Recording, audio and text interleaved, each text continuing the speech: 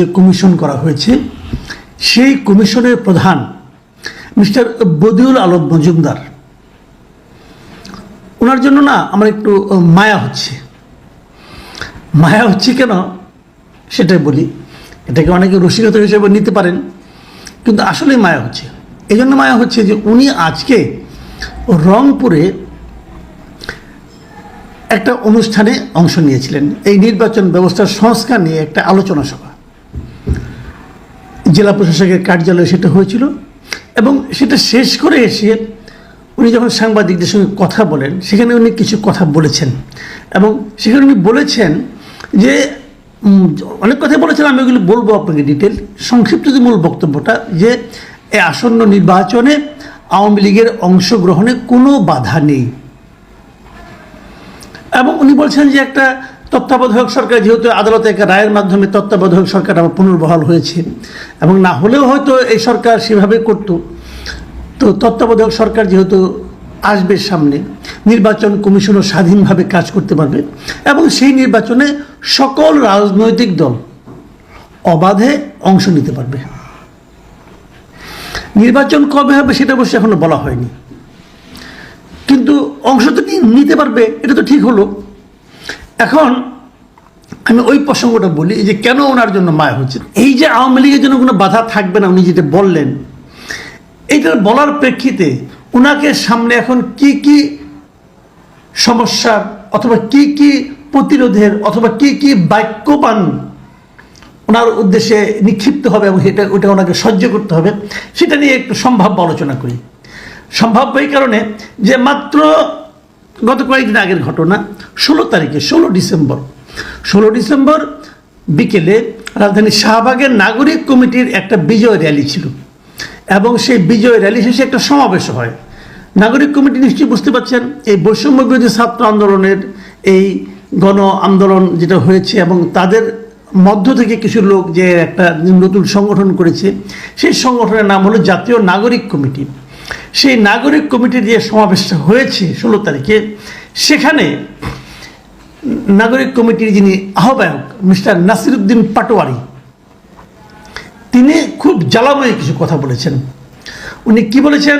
উনি বলেছেন যে আওয়ামী লীগকে এবং শেখ হাসিনাকে, এদের বিচার হওয়ার আগ পর্যন্ত, শেখ হাসিনার বিচারের আগ পর্যন্ত দেশে কোনো নির্বাচন হবে না। এখন শেখ হাসিনার বিচার হতে কতদিন লাগবে? নাসিরউদ্দিন পাটোয়ারি সাহেব নিশ্চয়ই জ্ঞানী মানুষ, বাংলাদেশের বিচার ব্যবস্থা সম্পর্কে ওনার ধারণা আছে। নাসিরউদ্দিন পাটোয়ারি যে কথাটা বলেছেন যে শেখ হাসিনার বিচারের আগে এই দেশে কোনো নির্বাচন হবে না, পরিষ্কার কথা। এবং শেখ হাসিনার বিচার যদি আপনি আজকে শুরু করতে পারেন, তাহলেও কয় বছর লাগবে? তারেক রহমানের বিচার কিন্তু আওয়ামী লীগ শুরু করেছিল, এবং আমি এখনো মনে করি তারেক রহমানের সেই বিচারের যে ইন্টেনশনটা ছিল, সেটা ছিল পলিটিক্যাল। তার মানে কি, আওয়ামী লীগের পলিটিক্যাল একটা বিচারকে আওয়ামী লীগের তাড়াতাড়ি শেষ করার কিন্তু একটা আর্জেন্সি ছিল। তারপরেও তাদের ক্ষমতা ত্যাগ করা পর্যন্ত 1 দশকেও তারা কিন্তু সেই মামলা শেষ করতে পারেনি। কারণ মামলার কতগুলি বিষয় থাকে, মামলাতে দুই পক্ষে বিচারক, দুই পক্ষে আইনজীবী থাকবে, সাক্ষী থাকবে, মানে অনেকগুলো ধাপ আছে। কিন্তু আপনি চাইলেই হুট করে একটা মামলার বিচার করতে পারবেন না, সময় লাগবে ভাই। তো যদি মনে করেন, সেটা আমরা দেখেছি, এই ধরনের বিচার করতে 10 বছর 15 বছর পর্যন্ত লেগে যায়। তো এই 10-15 বছর কি আপনারা নির্বাচন না করে অপেক্ষা করবেন? মানে পাটোয়ারি সে বলেনটা কি, আমি তো বুঝলাম না কিছু। বয়স একটু কম, কিন্তু আমি তো ধারণা করেছিলাম বয়স কম হলেও এদের মধ্যে পরিপক্কতার অভাব হবে না। কিন্তু যতই দিন যাচ্ছে, এদের বিভিন্ন জনের বিভিন্ন গুরুত্বপূর্ণ দায়িত্বে থাকা ব্যক্তিদের যে সমস্ত কথাবার্তা শুনছি, তো আমার মনে হচ্ছে যে আসলেই এদের বয়স কম, এদের বয়স আসলেই কম, পরিপক্কতা আসেনি। এই যে কথাটা উনি বলেন, কেবল এখানে বলেই তারা থামেননি কেন?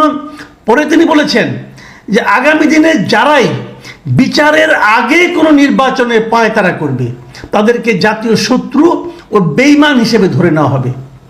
তার মানেটা কি? যেটা শুরুতে বলেছিলাম না, মিস্টার বদিউল আলম মজুমদারের জন্য একটু মায়া হচ্ছে এই কারণে যে নাসিরউদ্দিন পাটোয়ারি সাহেব এখন মিস্টার বদিউল আলম মজুমদারকে জাতীয় শত্রু এবং বেঈমান হিসেবে ধরে নেবেন। তো নাসিরুদ্দিন পাটোয়ারি সাহেব তো এই আন্দোলনের জন্য বিরাট একটা ক্যারেক্টার, এত বড় ক্যারেক্টার। মিস্টার মজুমদারকে জাতীয় শত্রু এবং বেইমান হিসেবে ধরে নেন, এটা তো মিস্টার মজুমদারের জন্য দুর্ভাগ্য। দুর্ভাগ্য নয় কি? তাই তো হচ্ছে দুর্ভাগ্য। এবং আমি এটাও বুঝি না, যেদিন নাসিরুদ্দিন পাটোয়ারি এই কাহিনী বললেন সেটা হলো 16 তারিখ বিকেলে। 16 তারিখ সকালে প্রধান উপদেষ্টা একটা ভাষণ দিয়েছিলেন জাতির উদ্দেশ্যে। সেখানে তিনি বলেছিলেন যে নির্বাচন 2025 সালের ডিসেম্বরের আগে অথবা 2026 জুনের মধ্যে হবে। তাই যদি হয় তাহলে নাসিরুদ্দিন পাটোয়ারির হাত থেকে, মানে ওনার বাক্যবান থেকে, যদি ইউনূস সাহেব বাঁচতে চান, মানে যদি উনি ইউনূস সাহেবকে জাতীয় বেঈমান বলার হাত থেকে বাঁচানোর চেষ্টা করা হয়, তাহলে কিন্তু উচিত হবে 2025 আগে অথবা 26 জুনের আগে শেখ হাসিনার বিচার সম্পন্ন করা। এটা কি সম্ভব? আলাদিনের চেরাগ যদি আমরা এনে নাসিরুদ্দিন পাটোয়ারির হাতে ধরিয়ে দেই, উনি তবুই বিচার শেষ করতে পারবেন না। ওই চেরাগের দৈত্য যদি জানে সে তাকে ডেকে এনে বিচার তাড়াতাড়ি শেষ করতে বলবে, তাহলে যতই আপনি ঘষেন দৈত্যই আসবে না। মানে আমি বুঝি না, দেশ, জাতি এবং সমাজ, বিচার ব্যবস্থা, সামগ্রিক বিষয়ে এত কম জ্ঞান নিয়ে একটা লোক একটু দলের আহ্বায়ক হয় কিভাবে? এই ধরনের মেঠো বক্তৃতা দিয়ে ওরা কাকে খুশি করতে চায়, কাকে উত্তেজিত করতে চায়? এতই সহজ সবকিছু। এই হলো কি অবস্থা আমাদের দেশের। এবং ওনার আরেকটা কথা আমি বলি, যে কথাটা খুবই গুরুত্বপূর্ণ আমি মনে করি, এটার একটা আন্তর্জাতিক একটা আপনার প্রভাব পড়তে পারে। উনি কি বলেছেন? বাংলাদেশে আওয়ামী লীগকে পুনর্বাসিত হতে দেওয়া হবে না উল্লেখ করে নাগরিক কমিটির এই নেতা বলেন, সামনে এখন দুটি শত্রু, একটি হলো মুজিববাদ আর একটি হলো হিন্দুত্ববাদ। এই দুই শক্তিকে দক্ষিণ এশিয়ায় মোকাবেলা করতে হবে। দেখেন, মুজিববাদ আলাপ আমি সরে রাখলাম, কারণ মুজিববাদ কি জিনিস ভাই আমি বুঝি না। মুজিববাদ উনি কোথায় পেলেন আমি তাও বুঝি না। আমি স্বয়ং শেখ হাসিনাকে কখনো মুজিববাদ শব্দের উচ্চারণ করতে শুনিনি। নাসিরুদ্দিন পাটোয়ারি কোথায় মুজিববাদ পেলেন আমি জানি না, ওই আলোচনা বাদ। মুজিববাদ নামে একটা বই ছিল, লিখেছিলেন খন্দকার মোহাম্মদ ইলিয়াস। সেই বইটা আমার পড়ার সুযোগ হয়েছিল। ওটা কিছু না ভাই, ওটা কোনো বইয়ের জাতি হয় নাই। লিখেছিলেন একজন লোক, উনি বঙ্গবন্ধুর আত্মীয় ছিলেন, লিখছেন মুজিববাদ বলে কোনো বাদের কথা কেউ বলেনি অফিসিয়ালি। বঙ্গবন্ধু শেখ মুজিব কখনো বলেননি উনি মুজিববাদ কায়েম করতে চান, বলেননি। পারলে খুঁজে বাই করে দেখেন, পাবেন না। শেখ হাসিনাও কখনো বলেনি উনি মুজিববাদ কায়েম করতে চান। নাসিরুদ্দিন পাটোয়ারি কোন অদৃশ্য শত্রুর বিরুদ্ধে লড়াই করতে চান উনি জানেন। আরেকটা কথা উনি বলেছেন যে হিন্দুত্ববাদের সঙ্গে উনি লড়াই করবেন। হিন্দুত্ববাদ কোথায়? এটা কি আপনার দেশের কোনো সমস্যা? বাংলাদেশে কি হিন্দুত্ববাদ কোনো সমস্যা? হিন্দুত্ববাদ বেসিক্যালি বিজেপির একটা রাজনীতি, সেটা ইন্ডিয়ার মধ্যে সীমাবদ্ধ, সেটা ইন্ডিয়ার একটা পলিটিক্স।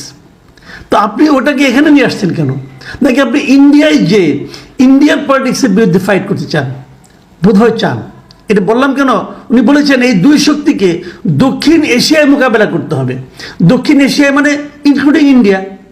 তো ইন্ডিয়ায় যে আপনি কীভাবে মোকাবেলা করবেন ভাই? আপনি এত জোর, আপনার এত ক্ষমতা, বুঝি না। ব্যাপারটা পুরোটাই আমার কাছে কনফিউজিং মনে হয়।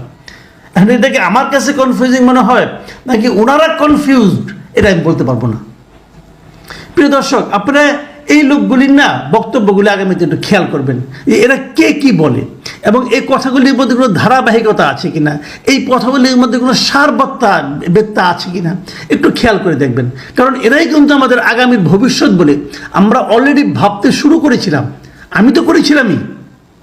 আমি কিন্তু ভাবতাম এই ইয়াং জেনারেশনে আগামীতে আমাদের নেতৃত্ব দিবে, কিন্তু এখন কিন্তু আমি একটু দ্বিধান্বিত হয়ে পড়েছি। এই কাদের হাতে পড়েছে নেতৃত্ব?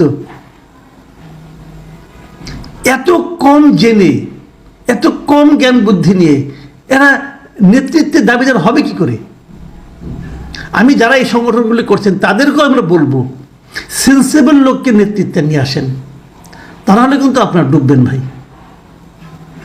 প্রিয় দর্শক, এখন এই পর্যন্তই। আল্লাহ হাফেজ।